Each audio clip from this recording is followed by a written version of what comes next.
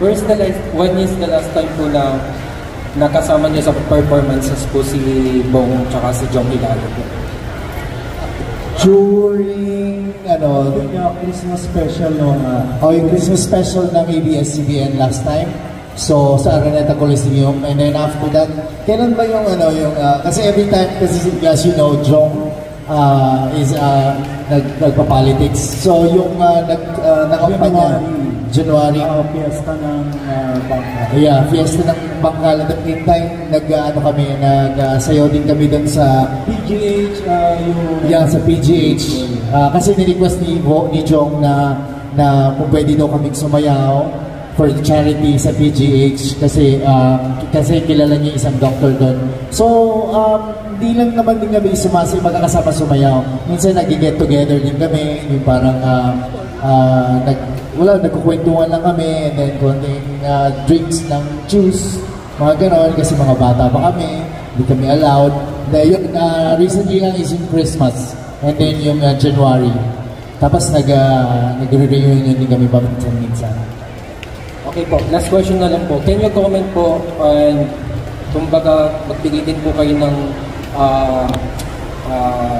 inyong own perception about the current type of dance music right now? Lalo na po trending at nauuso na po talaga ang Philippine pop. O ano po yung masasabi ninyo sa difference during 90s, early 2000s, tapos sa type of music right now na usong-uso po ang Philippine pop or P-pop? Like I said, yung kaninang nakwento ko, that time, during the 90s kasi, wala tayong internet, o meron man pero wala yung katulad ng YouTube, right? So, that time kasi, yung pag-iisip ng music, ng creativity is through music. Kung ano yung nafe-feel, tapos kung ano yung MTV, kung ano yung makikita mong mga 2 seconds na sayaw, yun ang doon ka nagiging mas creative. Sa P-pop naman for now is kasi dami ng ang dami ng influence. Kahit saan ka na magpunta, kahit sa phone mo, sa laptop mo, sa TV, saan, marami ka na makikita mga influence, meaning nakikita mo yung mga iba't ibang dance, di ba? So, I think yun nga, yung sa P-pop, kasi nagbe-base sila sa K-pop. So, I think talent-wise, mas sobrang voice, dancing, passion, yung drive. Feeling ko yung mas, kung magiging more creative pa halos yung P-pop, feeling ko mas magiging, like yung, sino ito, SB19, di ba, sila nag-level up sila, buong mundo na sila ngayon. So ngayon nag-iba sila ng direction, hindi na sila biglang K-pop style na lang kami, ganito. So nag-iba na sila ng direction, which is good kasi yun yung level up yun yung growth. So the difference is yung yung influence ng K-pop sa P-pop.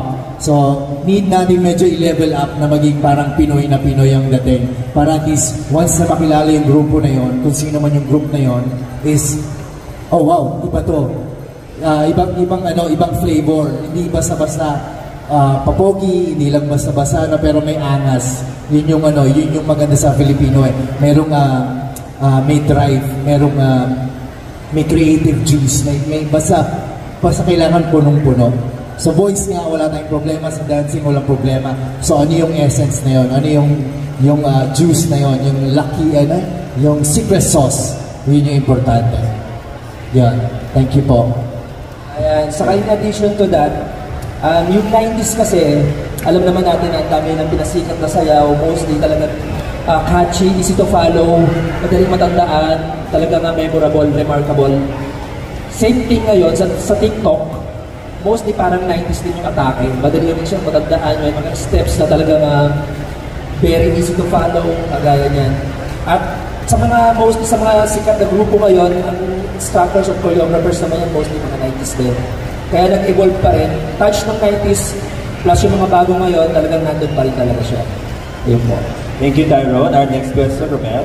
Yes, dun sa maneuvers, as Anton, sa Kids at Work. Wala namang maneuvers. Hindi, Kids at Work. State Boys kasi State Boys. o si Direk ang sumagot.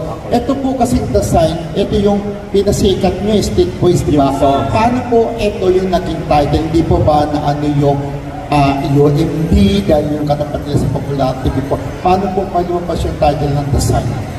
Kasi po pag Dying Inside, hindi po maganda pakinggan, di ba? UMD yun eh, di ba? UMD. Kasi po yung nagsimula po ito, gumawa ang Wildcat Queen sa 90s na maliit na concert sa 1322 bar. Ang title is Revelation. The Revelation. So nag-isip kami ng second title para dito. May nakarinig ng The Sign. So naisip ko, okay na, The Sign. So yun na po yung naging title ng namin ng show. Mostly sinundan namin yung unang concert kasi namin, pinangalan namin The Revelation, nasa Bible verse po kasi yun. Kaya sinundan na rin namin agad ng design na parang sinundan na namin ng biblical word. So parang ganun po siya. So ano magiging, kasi nagkaroon kayo dance concert before, yun yung pinapanggit nyo, di ba? So ano magiging kaibahan nun yung sa dance concert nyo ngayon? Yung nauna po kasi ang nandun na po sa concert is Wildcat Queen, P-Mad, Team 90s, and Street Boys. Ngayon po, pinagsama-sama namin halos lahat ng dancers ng 90s. Ang dami po talaga sumama actually. Yun po. Mas malaki po to, mas bongga, kasi before po dun sa bar nila. And this time it's Alio Theater. So ano po bang capacity noon? Almost, hopefully 1,000 200 capacity, and then mas maraming dancers, mas maraming nag-participate, and mas grande. Yun po ang difference. Ito kay Chris kasi di ba ikaw in charge sa mga dancers? Nag-confirm ba si Ding Dong, si Wawi, si Jong? So in-invite po namin sila. Ang naging problema nga po talaga is yung schedules. Katulad po kay Wawi, kina Bongjong, talagang hindi po kakayanin yung schedule sila dahil malayo po yung venue ng event nila. Gusto yung Manilang humabol, talagang hindi po kakayanin. Actually po kay Wawi po, nag-usap kami, itatry niya talaga pong makasunod to support po din sa event. Itatry niya po talagang sumunod. Para kahit manood lang siya or sumayaw lang saglit, pero tatry niya pa rin po yung the best niya na makahabol. Tapos regarding naman po kay Boss Dong, boss ko rin po kasi si Boss Dong. Ako po yung brand ambassador ng Ding Dong Rider. Tinap ko po siya na magkakaroon nga ng ganitong concert event na pro 90s. Siyempre dapat nandun siya. Siyempre alam naman natin na talagang napaka-busy ni Boss Dong, kaya talagang dikit make it kahit na gusto niya talaga. Ayun po. Saka okay naman, sabi niya magkahawig naman tayo, ikaw na lang magkakaroon sa akin. Charan. Yeah, good luck po sa concert. At sarap lang sa pakiramdam, hindi nila nakakalimutan yung mga 90s artists, hindi na kami actually mga singers, dancers. At talagang tumatak din po talaga yung 90s. Talagang kakaiba po talaga yung saya, mga sayaw, hindi lang sayaw, kanta, lahat-lahat po sa 90s sobrang tumatak po talaga sa tao, kaya nakatuwa po. Sa tiwalang binigay sa amin ng production, yun po. Actually, feeling ko yung 90s din kasi yun yung time na talagang very crucial na nag-shift na After nung 90s, nag-shift na lahat. Kaya imagine yung mga music before, nasa song hits. Yung mga artista na gusto mo, nasa notebook mo. So, yun yung parang naging analog that time Yung mga artista na mga singer din, actually napansin ko lang din, yung mga songs na mga luma, pag pinlay yung music niya, pag ginawa niyo yung radyo nyo, at some point may mapapatugtog din na ng 90s na lahat makaka-relate, di ba? So feeling ko hindi talaga mawawala yung vibe ng 90s kasi before nga nag-shift sa internet, sa ganito ganyan, yun yung parang naging dati ganito yung ginagawa namin, ganito yung may magandang recalls na isip natin. So sobrang happy kami kasi since I think this year, nagpunta rito yung Backstreet Boys, tapos ang River Maya, nag-reunion, so feeling, tapos actually ang Eraserheads din, tapos Intro Voice, so yun yung mga 90s, Intro Voice, True Fate or something like that. So ngayon, sobrang happy kami nagkaroon ng chance na sa mga dancers naman na talagang pinalaki ng Wildcat Queens na hindi lang Street Boys, hindi lang UMD, hindi lang Maneuvers, pati lahat ng halos ng dancers. So sobrang exciting, sobrang masaya dahil nagkasama-sama kami ulit. So thankful talaga kami. Yeah, at the same time, tayo naman, we belong to the same industry. Di ba? Tayo one of the most badly hit ng pandemic, ng COVID. Talagang wala, naka-free siyang entertainment and the arts industry. Ako as a producer by profession, sabi ko this is a good bouncing back for us. Why not? Buhayin natin ang industriya natin through dance with the 90s. It's a good bouncing back for us after the COVID-19. Di ba po? We belong to the same industry kasi we experience it. Di ba ho? Si Marco, ano masasabi mo na? And also tayo. Kung ano po yung sinabi ko yan. Coffee taste. Hindi, ang nakakamiss po kasi doon nung nangyari to, kasi during the 90s, isa lang po ang dressing room namin lahat. Hindi po yung ngayon, sige rito, ito yung dressing room, sige niya, ito. Dati po, isa lang po kahit babae o lalaki, babae dyan, nag-uubad, wala kaming pakailan, mga ganun ba? Siyempre, hindi naman po ako manya. Yung nakaabutan sa inyo yung dressing room ng That's Entertainment. Oh my goodness. That's Entertainment. Alam na. Oh, ayan. Tita Pilar. Kasama-sama na lahat. Mga artista.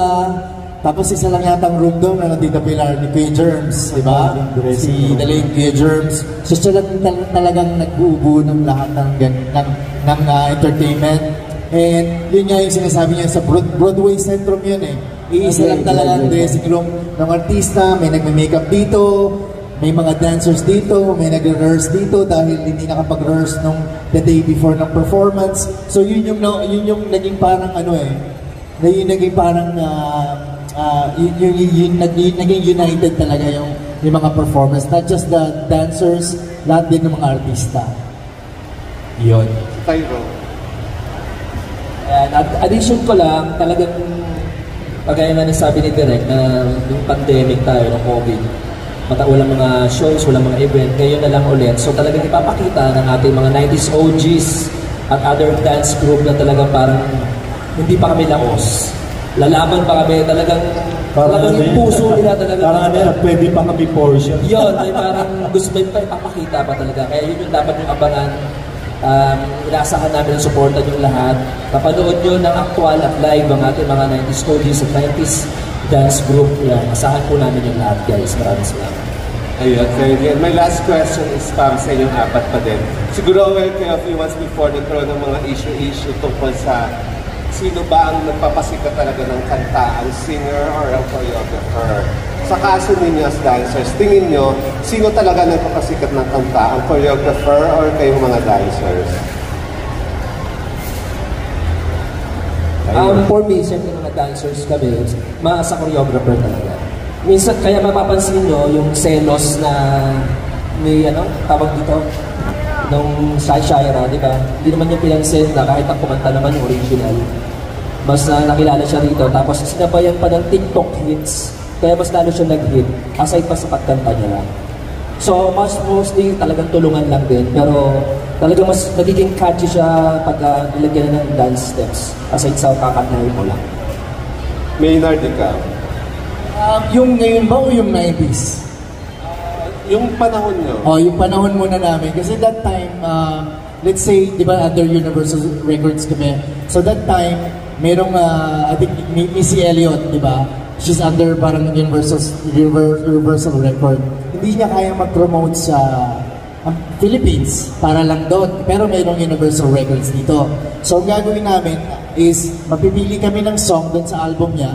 And then yun yung isa, kasi I think 80% ng Filipinos that time watch TV. So yun yung way na makakapag-promote siya through our dancing, di ba? Like, and also, parang tulong din ng Universal Records sa amin na bibigyan na rin kami ng piyesa to promote. And then, sino ba yung nagsabi na? Sabi niya daw before mas nakilala daw po yung kanta during the 90s nung nag-dance din ang Street Boys dun sa kanta na yon. Mas kilala daw yung kanta daw na yon. I don't know if this is correct. Mas nakilala daw po yung kanta na yon dahil dun sa sineo ng Street Boys kaysa yung, let's say yung Laruso. Sino may alam ng Laruso? Ayan, halos lahat. Pero hindi natin alam yung title. Hindi natin ma-pronounce it. Laruso is just a singer yata. So, pero yung like that, hindi siya makapag-promote. Pero naging parang maganda yung music, maganda yung dance. At the same time, nakakasabay gusto nung sumabay ng mga tao. So ganun yung nangyari. So, every time niya maririnig mo yan, ito yung sayo na yan. Sayo ng Street Boys yan. So, yun yung time namin. Kaya yung difference is, for the choreographer naman, ano ba? Choreographer. Siguro para sa choreography or choreographer, dun siguro mas sumikat yung song. Like nung Laruso nga na sobrang halos tawagin na namin ang sayaw, pambansang sayaw ng Pilipinas. Laruso is the singer, the title is Onesia Mera Fusion. Yung pong title. Yeah, totoo yan. Onesia Mera Fusion. Ano ulit? Onesia Mera Fusion. Merci beaucoup. Sama bien, merci. Ay, Java. So yan, sino ba ito? Sa choreographer naman, siya yung creative Siya yung, like yung sa side namin sa Street Boys, si Dennis Sahagon, dancer siya, pero hindi siya nagtatumbling. So pagdating sa tumbling, kami yung nag-formulate nun. Kami yung mga exhibition, and then sa mga dancing, catchy yung mga styles niya, and then binabagay lang din namin sa ano. So group effort, teamwork din talaga. So yun. Yun. Sa UMP po kasi, Kuya Sai and Ziginyo Henry po ang choreographer natin. So, ginagawa po namin, pinabayanan kami mag-disco. Kasi po sa disco, iba po yung sayaw. Sa TV, iba rin. Ngayon, minsan pinagsasama-sama namin siya. Minsan galing sa amin, minsan galing kay Tita Giri. Tita Giri naman, may hiling pumunta ng Amerika, Maluho. Doon siya kumukuha ng step. Yung mga ganun po. So, team effort din po talaga. Tapos, siyempre, nandiyan na lang yung choreographer. Pagkamali, dapat rin ka na component. So we have to acknowledge, I think, the choreographer and the director of this production, the 90s, si Direk Francis Kiko Caparloc. Palakpakan natin si Direk Francis. He's the floor director ng Itbulaga. Kung napanood niyo sila last week sa Itbulaga, doon sila nagkalat. Nag-trending lang naman si Marno. Andiyan yata si Spencer. So we're waiting for Spencer. Thank you guys. Thank you. Wala pa po. Waiting na po tayo sa gossip na. Okay na, Romel. Next question. Thank you. Mamaya yung questions for Spencer, paki-reserve lang. Now, nandito muna si Mariel Cruz of Inquirer.